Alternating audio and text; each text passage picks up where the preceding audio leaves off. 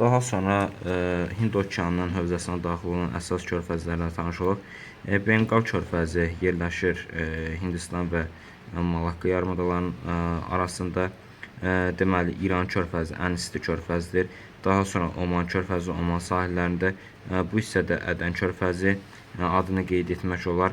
Avstraliya sahillərində deməli, coğrafiyaçı körfəzinin adını qeyd etmək olar. Böyük Avstraliya körfəzinin, daha sonra Spencer körfəzinin, daha sonra bu ərazidə Carpentaria körfəzinin, Cape York və Arnhem-Land yarımadalarının arasında.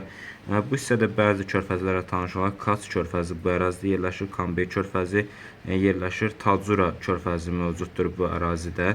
Eyni zamanda Süveyş körfəzi mövcuddur və Süveyş körfəzi qərbdə olandır. Bu hissədə görsənən körfəzimiz isə Aqaba körfəzi, Aqabey körfəzi də adlandırırlar.